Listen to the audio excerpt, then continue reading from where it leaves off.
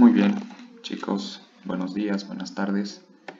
El día de hoy vamos a avanzar el tema 2 de oftalmología, que es la semiología. La semiología en oftalmología, al igual que en cualquier otra especialidad o en cualquier otra rama de la medicina, se divide en lo que es el interrogatorio, el examen objetivo y el examen subjetivo. Dentro de lo que es el interrogatorio es muy importante los datos básicos del paciente, ¿no? El sexo, la edad del paciente, que al igual que en otras ramas, existen enfermedades que son propias de cierta edad, como enfermedades de la vejez, también hay enfermedades propias de la infancia, el sexo igual hay enfermedades que son propias del sexo femenino y otras del sexo masculino. La procedencia, ¿no? Hay ciertas patologías, por ejemplo, que hay en el altiplano que acá no hay. Todo ese tipo de datos nosotros lo tenemos que registrar en la historia clínica. Los principales síntomas por los cuales una persona acude a la consulta oftalmológica, dentro de estas está la disminución de la agudeza visual, que se dice que es la causa del 90% de que los pacientes acuden a consulta. El dolor, la secreción, el lagrimeo y también la fotofobia. Ya hablando sobre lo que es la disminución de la agudeza visual, nosotros debemos indagar y saber, ¿no?, si esta es lenta o progresiva o si aparece de forma aguda o súbita. Si es de forma lenta o progresiva, nosotros podemos pensar en una presbicia. ¿Qué es la presbicia? Es una condición fisiológica que ocurre a partir de los 40 años de edad, en el cual el cristalino, ¿qué es el cristalino? Es un lente intraocular, ¿no?, que nos proporciona aproximadamente 20 dioptrías, que el cristalino tiene la función de la acomodación. ¿Qué es la acomodación? Es la capacidad de poder enfocar objetos de lejos y de cerca. Y eso lo hace el cristalino cambiando su forma. Este es un lente biconvexo, entonces cambia la forma del cristalino para poder enfocar los objetos cercanos. Sin embargo, a partir de los 40 años de edad, el cristalino y el músculo ciliar, que es el que ayuda a que cambie la forma del cristalino, cada vez pierden la función, el cristalino se vuelve un poco más grueso y pierde la elasticidad. Entonces se pierde la capacidad de la acomodación. Entonces los pacientes refieren una disminución de la agudeza visual de cerca porque ya no son capaces de enfocar. Las cataratas. Se puede pensar también en una catarata. Bueno, existen diferentes tipos de catarata, ¿no? ¿Qué es la catarata? Para empezar, la catarata es la opacificación del cristalino, justamente del lente intraocular que estábamos hablando, ¿no? Las cataratas pueden ser congénitas, aparecer desde el nacimiento, o pueden ser secundarias, que pueden ser por procedimientos traumáticos, por inducción de ciertos fármacos o por ciertas enfermedades que puedan influir en el desarrollo de la catarata, como la diabetes, el glaucoma, entre otras patologías, ¿no? La catarata más común es la catarata senil, que ocurre con el transcurso de la edad, con el paso de los años. El cristalino se va haciendo cada vez más opaco. Entonces, esto va de forma progresiva, ¿no? El paciente va perdiendo disminución de la agudeza visual y lo que reporta el paciente es que ve opaco o ve como una nubosidad, que ve como niebla o como una tela blanca delante, ¿no? Y es porque los medios refringentes del ojo, que son la córnea, el humor acuoso, el cristalino y el humor vítreo, estos tienen que ser transparentes para permitir la entrada de luz hasta la retina. Pero si el cristalino se vuelve opaco, entonces no permite que lleguen de una forma adecuada los rayos de luces, ¿no? Entonces, las cataratas. Un glaucoma crónico, ¿qué es el glaucoma? El glaucoma es una neuropatía óptica en la que existe una destrucción de las fibras de las células ganglionares que conforman el nervio óptico, ¿no? Entonces, el paciente va perdiendo visión en el caso de ser un glaucoma crónico, ¿no? De forma progresiva. Sin embargo, también puede ser un glaucoma agudo, que puede perder la visión de una forma mucho más brusca. Y ciertas afecciones degenerativas. Entonces, estas podrían ser las posibles causas de una disminución de la agudeza visual de forma progresiva. Y ya hablando de una disminución de la agudeza visual aguda, súbita o brusca que sucede en el transcurso de un día o en el transcurso de horas, puede ser por un desprendimiento de la retina. ¿Qué es la retina? La retina es la capa neurosensorial del globo ocular, ¿no? El globo sabemos que se conforma de 3 túnicas, ¿no?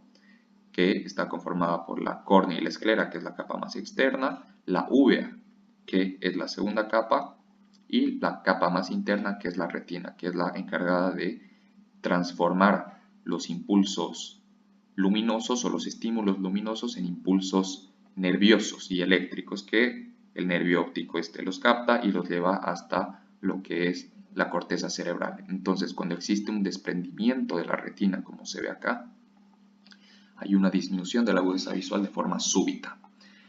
Una neuritis óptica también puede provocar una disminución brusca de la agudeza visual. Obstrucciones vasculares, como se puede observar acá. Esta es una hemorragia en llama, ¿no? Es una oclusión de la vena central de la retina. Sin embargo, también puede haber oclusiones de la arteria central de la retina y también puede ser total o puede ser parcial, solamente de una rama, que puede ser superior, inferior, de las temporales o de las nasales. Y de lo que hablábamos, ¿no? El glaucoma, que en la mayor parte de los casos es un glaucoma crónico, pero también puede haber un glaucoma agudo, ¿no? Por ejemplo, por un cierre del ángulo írido-corneal. Entonces, ocasiona esta disminución de la agudeza visual de forma brusca. El dolor, mucha gente acude a consulta por dolor, pero es muy importante saber identificar dónde, porque varios pacientes pueden venir y dicen me duele el ojo, cuando en realidad tienen una cefalea frontal o le duelen los párpados. Entonces hay que identificar exactamente dónde es el dolor, ¿no? Si es dentro del ojo, nos puede indicar que puede ser sugestivo un glaucoma, ¿no? Un glaucoma o también una iridociclitis. ¿Qué es la iridociclitis?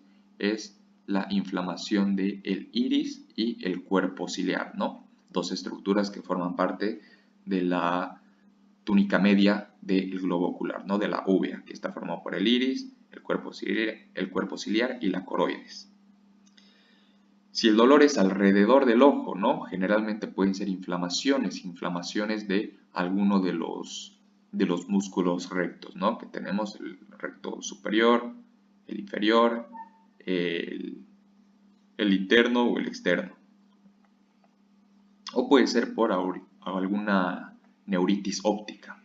Cuando el dolor es detrás del ojo, puede ser por tumores o tal vez una sinusitis, ¿no? Ciertos procedimientos que estén causando una compresión del globo ocular. ¿Cómo es el dolor? Si el dolor, el paciente nos describe que es punzante, puede ser por úlceras, ¿no? Úlceras corneales, por ejemplo, que puede deberse a varias cosas. También puede ser úlceras bacterianas, micóticas, etcétera, ¿no? Por ejemplo, el uso de lentes de contacto puede ser un factor para la aparición de estas úlceras. O de lo que hablábamos, ¿no? La iridociclitis, la inflamación del cuerpo ciliar y el iris. Entonces, un dolor punzante. O puede ser un dolor profundo y opresivo, que esto nos orienta que puede ser un glaucoma. ¿Cuándo aparece el dolor? Si el dolor aparece por la noche o las primeras horas del día, es sugestivo de un glaucoma. ¿Por qué? Porque recordemos que el glaucoma está muy asociado, muy de la mano con lo que es la presión intraocular, que la presión intraocular normal es de 10 a 20 milímetros de mercurio, ¿no? Entonces, generalmente está en relación, pero también hay glaucomas normotensivo con presión intraocular normal. Pero, de lo que hablábamos, cuando el dolor aparece en la noche o las primeras horas del día es porque la presión intraocular hace picos, y cuando nosotros estamos en una posición de cúbito supino, es decir, echados, hace picos y puede aumentar la presión intraocular, lo que ocasiona el dolor, ¿no? Con los movimientos oculares, inflamaciones. Inflamación puede ser alguno de los músculos rectos, como lo que hablábamos, o en las últimas horas del día, pacientes hipermétropes que presentan alguna astenopía, ¿no? El cansancio ocular. Y hablando sobre lo que es el examen objetivo, tenemos dos métodos de exploración, ¿no? En cámara clara y en cámara oscura. En cámara clara es con iluminación natural, y lo que hacemos es observar y revisar lo que son los anexos del globo ocular, es decir, las pestañas, las cejas, los párpados, todos los anexos, ¿no? Acá, por ejemplo, estamos viendo una infección por el virus del herpes, ¿no? Que es característico este tipo de lesiones, ¿no? Entonces nos debemos fijar en las cejas, en las pestañas, si existe tal vez madarosis, si existe triquiasis, que es cuando las pestañas están creciendo hacia adentro, malposiciones palpebrales, si existe un entropion, un ectropion, un blefaroespasmo y demás, ¿no? Y depende si nosotros observamos que hay una tosis, ahí ya debemos indagar mucho más en la exploración de eso e identificar, ¿no? Por qué es la tosis, hacer las mediciones de la apertura palpebral y demás. Y en cámara oscura, que lo que hacemos es observar mediante la lámpara de hendidura, podemos observar ciertas estructuras, ¿no? Como la córnea, la cámara anterior, el cristalino, y depende, ¿no? Tal vez, bueno, en los casos en los que el paciente está con la pupila dilatada, también se puede observar el fondo de ojo. Estructuras como el iris también se puede observar con la cámara oscura. La biomicroscopía nos ayuda a hacer el estudio de las estructuras oculares con la lámpara de hendidura, que es este aparato, que es un aparato básico que todo oftalmólogo debe tener, ¿no? Es la herramienta principal para la exploración objetiva del paciente, ¿no? ¿Qué es esta lámpara? Es un biomicroscopio que nos ayuda a amplificar la imagen de 6 hasta 40 veces con el intercambio de los lentes, ¿no? Que están acá. Entonces nosotros vamos girando la perilla y podemos amplificar cada vez más la imagen. Cuando nosotros observamos mediante la lámpara de hendidura, nosotros observamos una imagen así.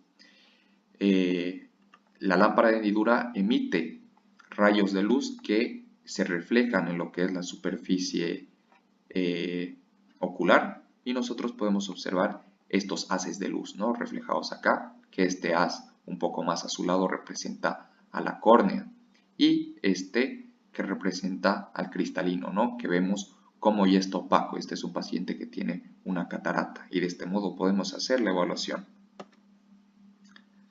Acá otro corte, podemos observar el haz de luz más azulado representa la córnea y este representa al iris. Este es la profundidad de la cámara anterior, que es el espacio entre el iris y la córnea, ¿no? Que vemos que está muy estrecho. Y seguramente si recorremos nuestro haz de luz hasta lo que es el ángulo iridocorneal, podemos observar aún mayor estrechez, ¿no? Eso nos puede ayudar al diagnóstico, ¿no? Puede ser un paciente que tenga un ángulo cerrado que puede predisponer a un glaucoma, ¿no? ¿Por qué? Porque recordemos que en el glaucoma hay un aumento de la presión intraocular, que es que está dado la presión intraocular por el humor acuoso, ¿no? El humor acuoso se drena acá, en el ángulo iridocorneal, a través del trabéculo, la malla trabecular, ¿no? Entonces, cuando este ángulo está muy cerrado, dificulta lo que es el drenaje del humor acuoso, lo cual puede aumentar la presión intraocular y producir el glaucoma, ¿no? Hablando sobre lo que es la oftalmoscopía, que la oftalmoscopía nos ayuda a hacer el estudio del fondo de ojo.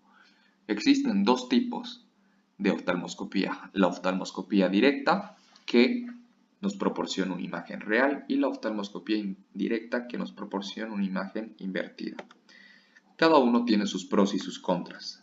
El oftalmoscopio indirecto, que es este pequeño aparato, de bolsillo, ¿no? Es un aparato muy pequeño que nos proporciona la ventaja de que es muy práctico, es muy útil. Este oftalmoscopio directo generalmente se utiliza en cualquier ámbito de la medicina, ¿no? Médicos generales, médicos internistas, neurólogos lo utilizan, ¿no? Por su fácil manejo de este, en el cual nosotros podemos observar, por acá tiene una pequeña fuente de luz y tiene una apertura por la cual nosotros vamos a ver. Previamente el paciente debe estar dilatado, ¿no? Para poder estudiar las estructuras del fondo de ojo.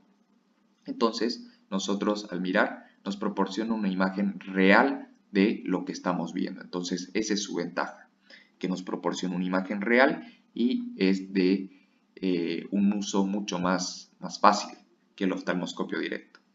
Pero este es un estudio monocular, es decir, solamente podemos ver con un ojo. A diferencia del oftalmoscopio indirecto, que es este aparato que está aquí, que dentro de las ventajas que tiene es que es un estudio binocular. Nosotros vemos con los dos ojos y podemos ver la imagen en 3D o en relieve. Dentro de las desventajas que tiene es que nos proporciona una imagen invertida, ya que esto generalmente se utiliza con un lente que, debido al poder del lente, lo que hace es que la imagen se invierte. Entonces quiere decir que todo lo que estamos viendo arriba en realidad está abajo. Todo lo que vemos a la izquierda está a la derecha y todo lo que vemos a la derecha está a la izquierda. Entonces nos proporciona una imagen invertida. Entonces eso puede dificultar a gente que no tiene práctica, ¿no? Para el momento del diagnóstico. Entonces, este tipo de oftalmoscopio generalmente lo utilizan solamente los oftalmólogos, y el indirecto, que es de mayor practicidad, lo utilizan los médicos generales, internistas y demás. Aquí se pueden fijar, esta es la oftalmoscopía indirecta, ¿no? En el cual el paciente ve, es binocular, por medio de este lente hace que la imagen se invierta, ¿no? Entonces requiere mayor entrenamiento para el uso. Sin embargo, dentro de las otras ventajas que tiene el oftalmoscopio indirecto es que podemos ver toda la retina, podemos ver hasta la periferia de la retina, lo cual no lo podemos hacer con este oftalmoscopio que solamente nos proporciona una imagen de los 30 grados centrales, ¿no?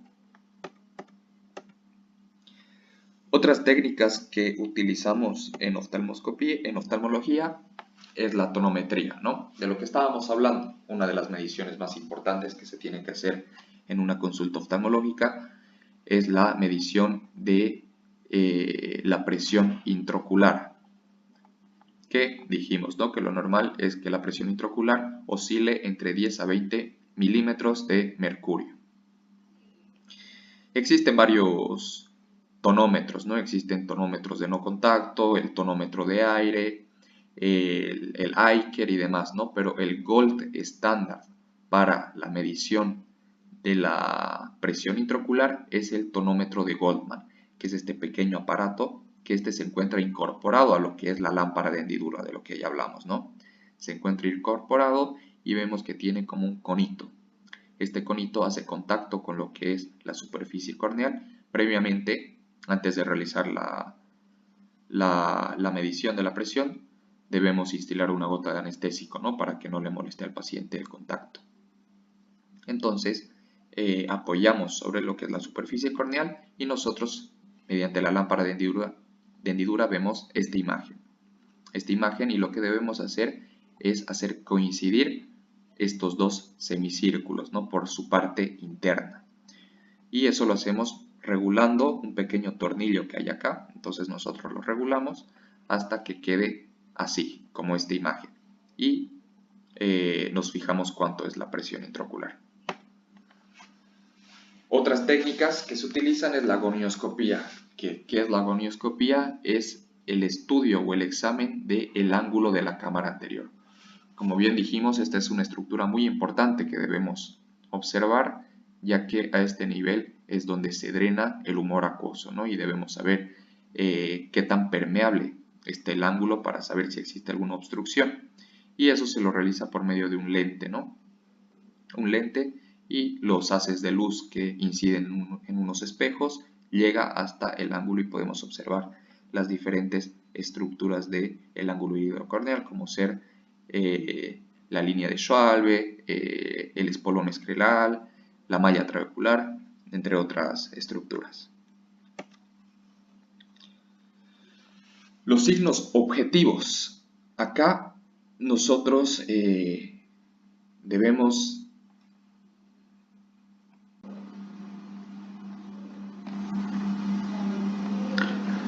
los signos objetivos, ¿no? En esto, por ejemplo, un paciente puede acudir por un ojo rojo.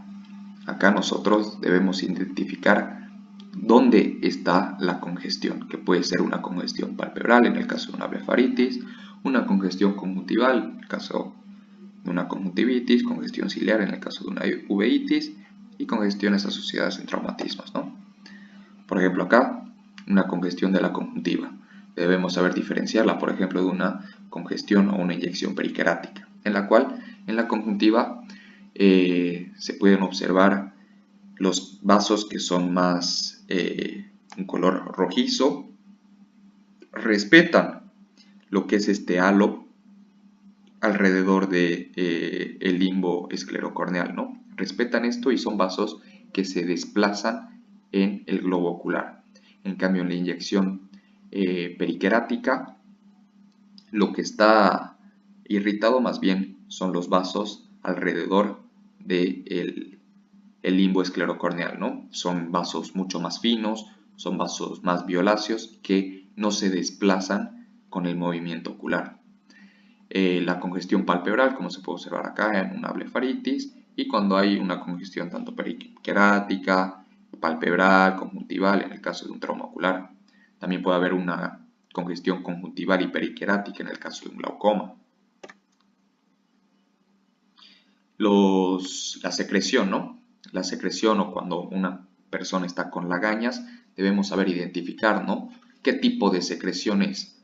Esto nos puede ayudar a un diagnóstico. Por ejemplo, si es una secreción serosa o mucosa, nos puede indicar o sugerir que puede ser, por ejemplo, una conjuntivitis alérgica o una conjuntivitis viral. Pero si ya vemos que es mucopurulenta o purulenta, ya pensaremos que puede ser una conjuntivitis bacteriana. La epífora, hay que saber diferenciar entre la epífora y el lagrimeo, ¿no? ¿Qué es la epífora? Acá podemos observar.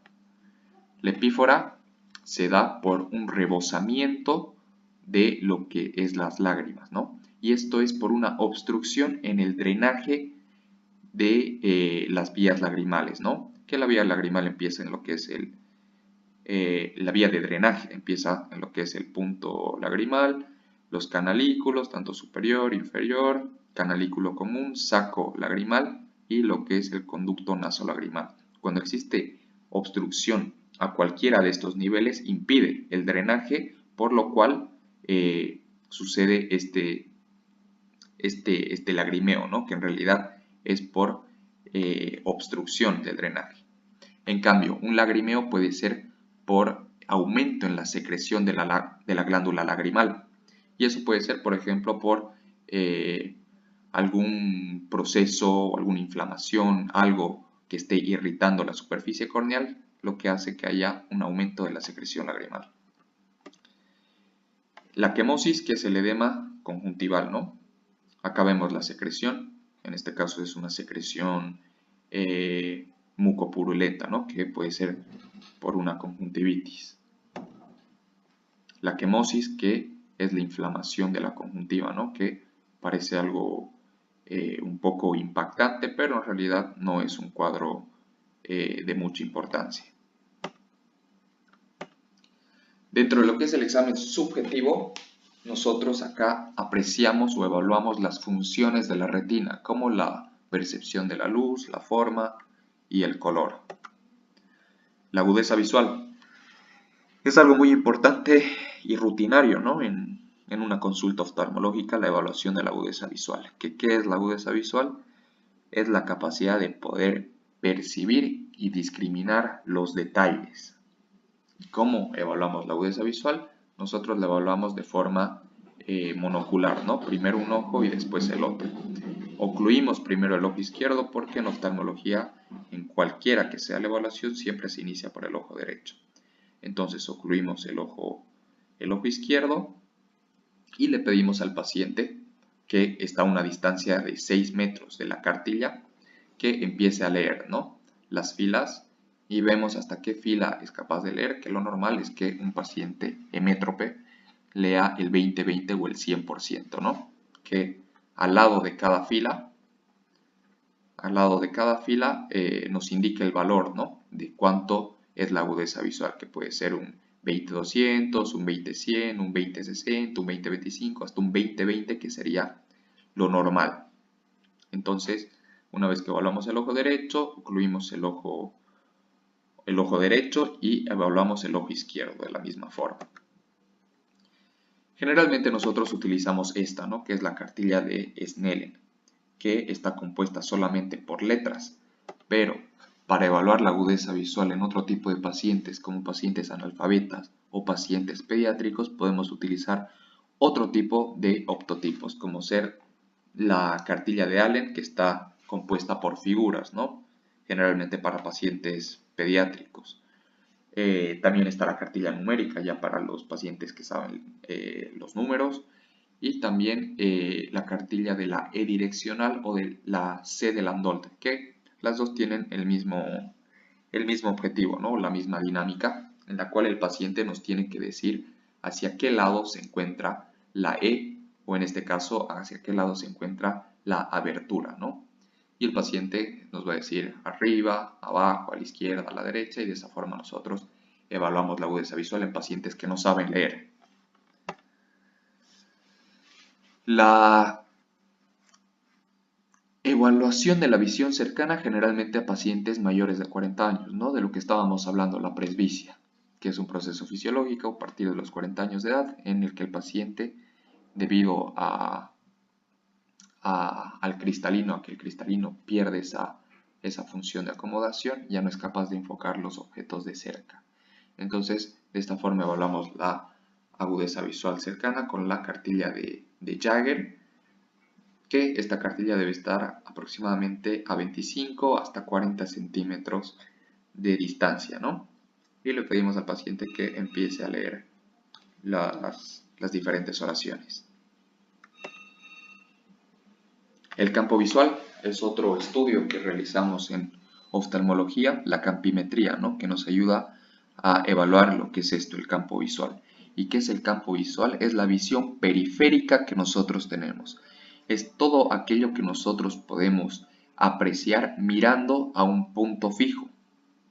Entonces, en esta prueba el paciente coloca el mentón y la frente, tiene un soporte para lentes en el caso de que tenga algún defecto refractivo, se pone ahí la medida del paciente y dentro de esta cúpula empiezan a salir pequeñas luces blancas de diferente intensidad y el paciente tiene un timbre acá, ¿no? Y que cada vez que sale una de estas luces, el paciente tiene que apretar el botón, pero sin mover los ojitos. En el fondo de la cúpula existe una pequeña luz amarilla, que ese es su punto de fijación, porque, como bien dije, el campo visual es todo lo que podemos observar o percibir mirando a un punto fijo. Entonces, el paciente tiene que estar viendo su punto de fijación sin mover los ojitos, apretar cada vez que vea los estímulos que salen. Conforme el paciente vaya apretando el botón cada vez que ve un estímulo, se va formando el mapa del campo visual. Para que entiendan bien, la parte blanca, todo lo blanco, es zonas de visión. Y esta parte negra, por ejemplo, son zonas de no visión. Sin embargo, esto es normal. Esta es una mancha que todos tenemos, es un punto de no visión, que se denomina la mancha ciega. Esto es algo normal que todos tenemos, como les digo, porque representa a la salida del nervio óptico. Pero si el paciente ya presenta zonas de no visión en la periferia, escotomas y demás, eso ya es algo anormal, ¿no? y debemos pensar en ciertas patologías como el glaucoma. El test de Ishihara, ¿no? Que es este test que está compuesto por diferentes cartillas que dentro de estas cada una presenta un número, ¿no? Que es para detectar si existe alguna discromatopsia, que es esto, alteración en la percepción de colores. Entonces, este test es importante, ¿no? Para pacientes que tienen daltonismo, para poder identificar cuál es la falla o en cuál hay una alteración en la percepción de qué color exactamente, ¿no? Métodos complementarios, el uso de la ecografía o la ultrasonografía, ¿no? Que es este aparato que es igual que otros ecógrafos que se utilizan en otras especialidades, ¿no? Solamente que el ecotransductor es diferente, ¿no? Y bueno, ¿para qué nos sirve el uso de una ecografía? Para poder identificar, por ejemplo, en el caso de un traumatismo ocular, para evidenciar si nosotros estamos sospechando de que hubo el ingreso de un cuerpo extraño, podemos utilizar la ecografía. En el humor vítreo, ¿no? Cuando sospechemos que haya fibrina o sangre en humor vítreo, podemos utilizar la ecografía. O en el caso de que sospechemos de que hay un desprendimiento de retina, como se observa en la imagen, también nos ayuda la ecografía.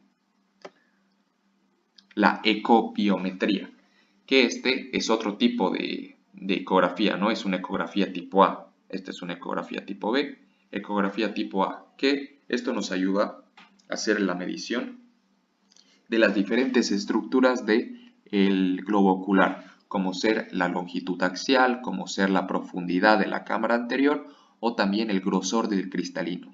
¿Para qué nos sirve la ecobiometría? Para hacer el cálculo del lente intraocular en el caso de una cirugía de catarata. El IOL Master, que tiene la misma función que la ecobiometría, que es el cálculo del lente intraocular, solamente que en este caso ya no se utiliza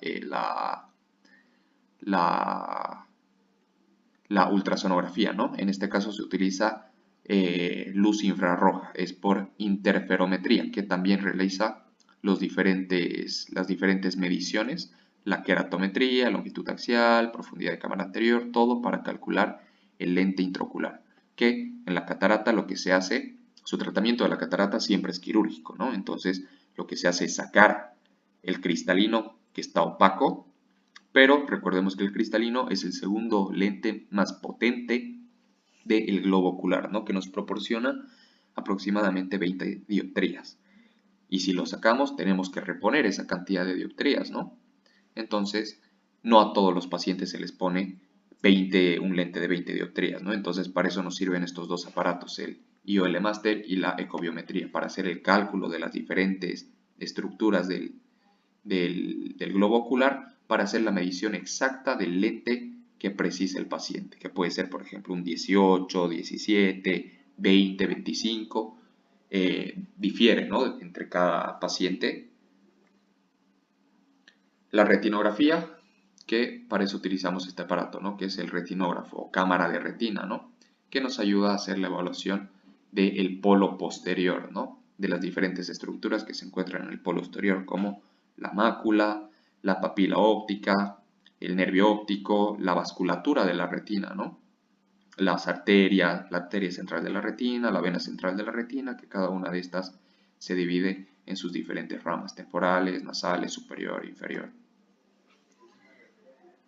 Acá otra imagen de una retinografía. Para este estudio se necesita dilatar al paciente, ¿no? Dilatar la pupila del paciente para que se pueda observar de mejor forma.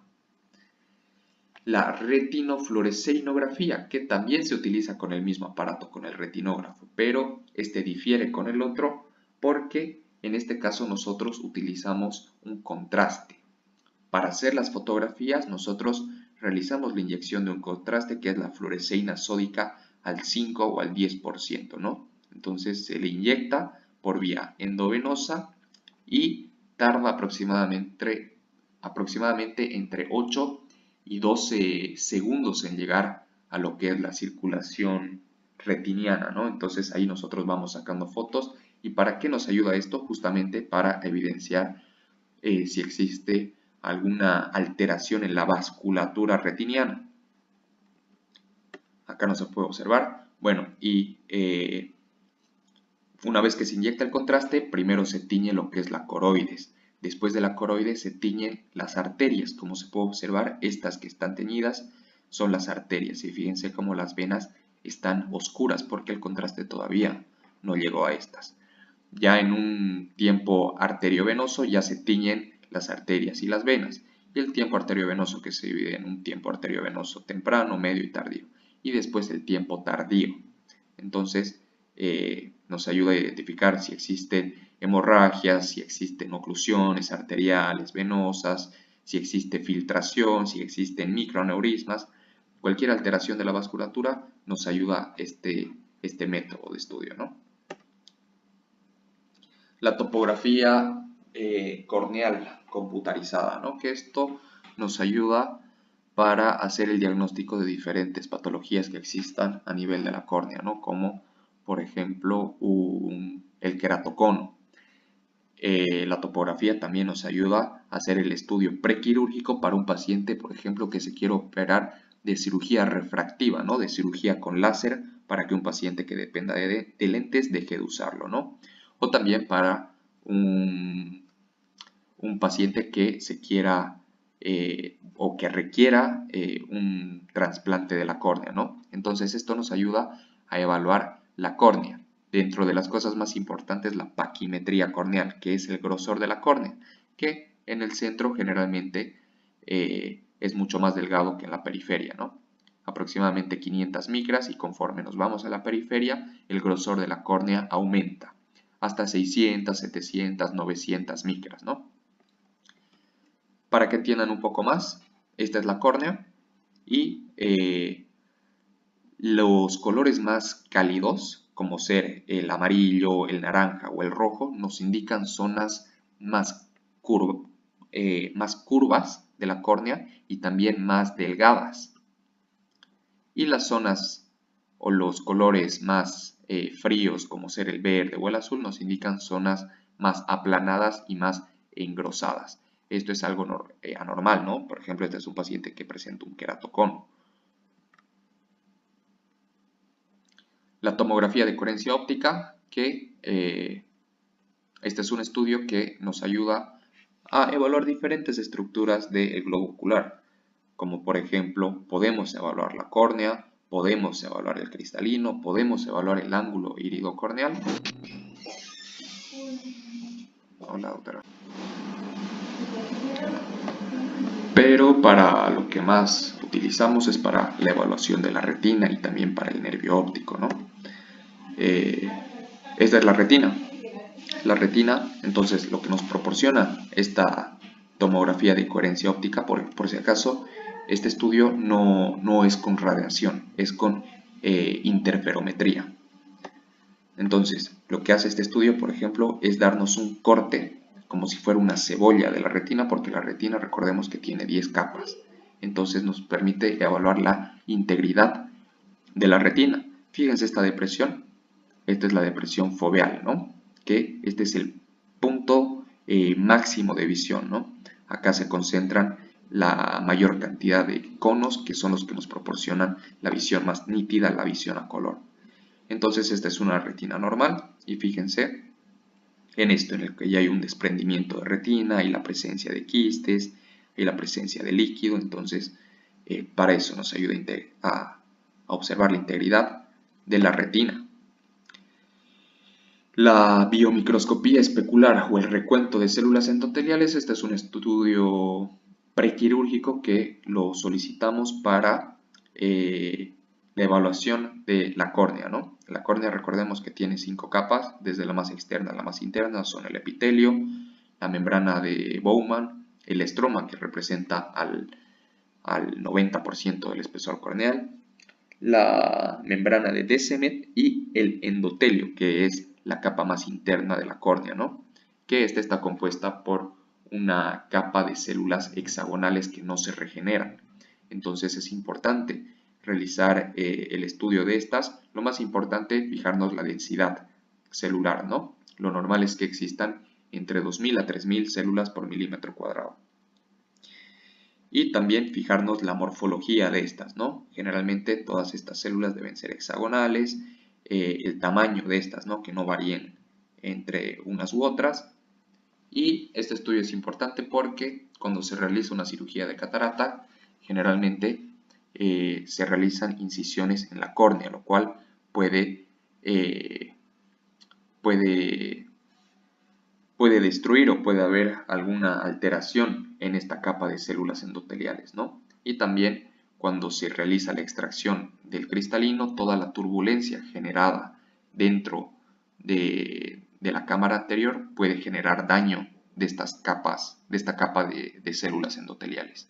Y cuando hay un daño de esta capa, puede provocarnos una descompensación corneal, una opacidad de la córnea, lo cual en estadios avanzados puede requerir hasta un trasplante de la córnea, ¿no? Entonces, antes de una cirugía de catarata, siempre es bueno saber cómo está la córnea, ¿no? Y la tomografía computarizada y la resonancia magnética, que son estudios que nos ayudan a diagnosticar, ¿no? En el caso de que existan ciertos tumores que puedan estar comprometiendo el globo ocular.